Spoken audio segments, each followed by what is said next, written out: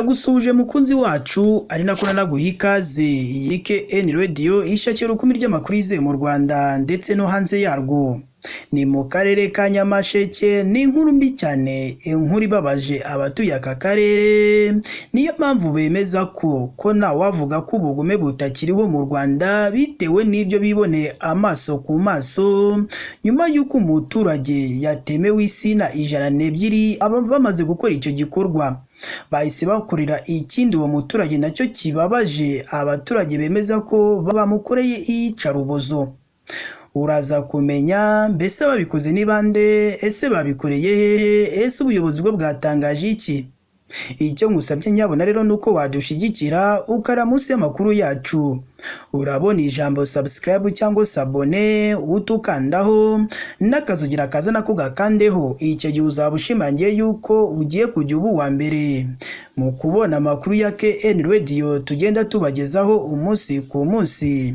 Reka twitse gato turaza tubabwira byinshi kuri iyi nkuru ikomeje kubabaza abaturage batuye muri aka karere ka Nyamasheke ndetse n'abanyarwanda bose muri rusange, bitewe no kumva iyi nkuru yica mugongo y'umuturage watemewe insina 102 zose. Urumva ko bamusize iheruheru.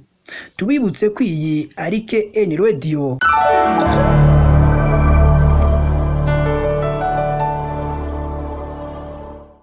Reka nongere mbaye ikaze rero bakunzi bacu ba KN Radio. Tubibutse ko tubageza amakuru yo mu Rwanda ndetse n'ayo hanze agiye atandukanye.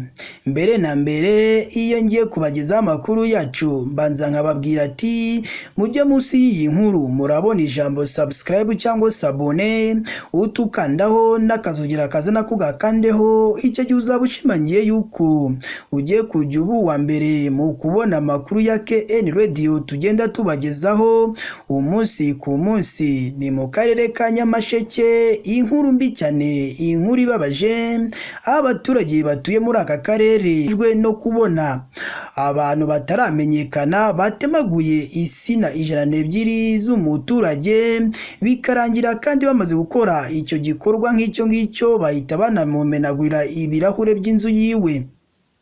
Uyu wakorewe ayo mahano cyangwa wakorewe iryo yicarubozo bamwita Ingabire Jean Pierre, uri mu kigero cy'imyaka 38, utuye mu mudugudu wa Gikuyu, akagari ka Ninzi, umurenge wa Kagano, ako karere ka Nyamasheke. Kuri ubu arimo ararira yo kwarika nyuma y'uko abataramenyekana bitwikiriye ijoro bamutemagurira insina 102 bakanajya ku nzu itarituwemo bakamenagura ibirahure by'inzu yabyo, maze bizamura umujinya w'abaturage batuye muri aka karere. Iryo yicarubozo cyangwa iyo nkuru yica mugongo yakorewe uwo muturage cyangwa ubwo bugizi bwa nabi bwabaye mu ijoro ryo ku ya mbere Kanama rishira ku ya 2 Kanama 2024, aho inzu ya Ingabire Jean Pierre yamenwe ibirahure. Yari mu mudugudu wa Mujabagiro, tandukanya n'uwo yaratuyemo uyu wakorewe ayo mahano.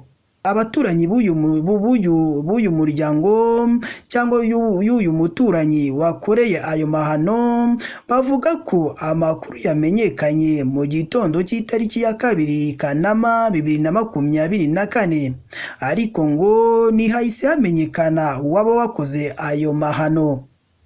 Iki kibazo kandi aba baturage cyangwa uyu wakorewe ayo mahano yahise agishyikiriza urwego rw'igihugu rw'ubugenzacyaha RIB mu Rwanda kuri sitasiyo ya Kagano kugira ngo iperereza ritangire rikorwe.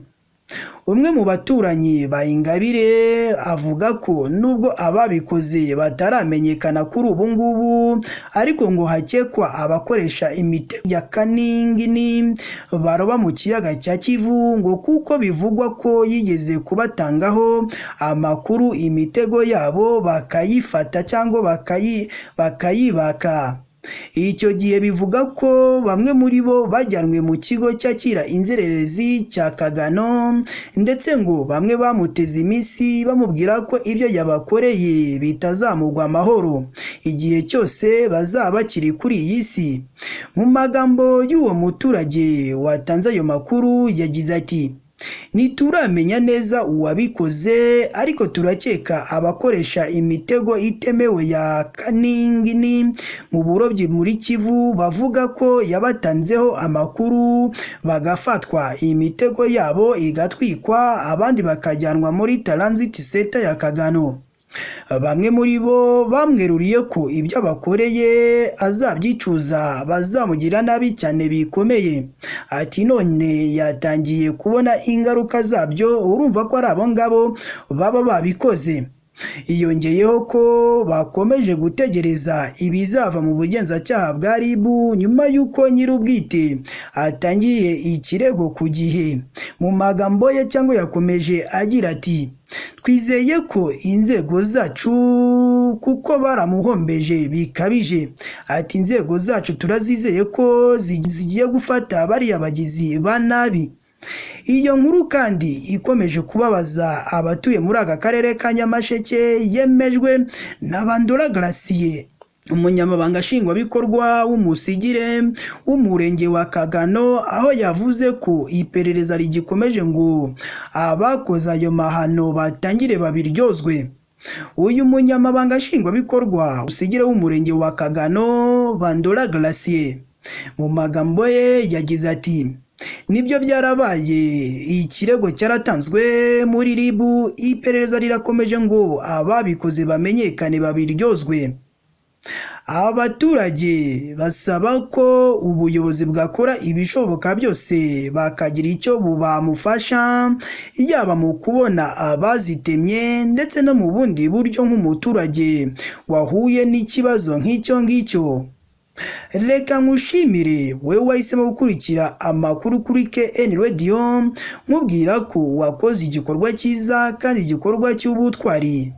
Nkwibutsa ko nawe utarakora subscribe wajya munsi y'iyi nkuru urabona ijambo subscribe cyangwa sabone, utukandaho n'akazugira kazana kugakandeho. Icyo gihe uzaba ushimangiye yuko ugiye kujya uba uwa mbere mu kubona amakuru ya KN Radio tugenda tubagezaho umunsi ku munsi. Si ibyo gusa kandi uba ugomba kuduha n'igitekerezo cyawe, aho ubona ibintu bitagenze neza ndetse n'icyo twahinduramo kugira ngo tujye tubaha ibintu byiza kandi ibintu bifite karite. Gusa namwe icyo tubasaba ni uko iyi nkuru yacu muzaza muyisangiza abandi kugira ngo abantu bose bamenye ibyiza dukora. Reka nkwifurize kugira umunsi mwiza kandi Imana yo mu ijuru ijye ikomeza ibarinde.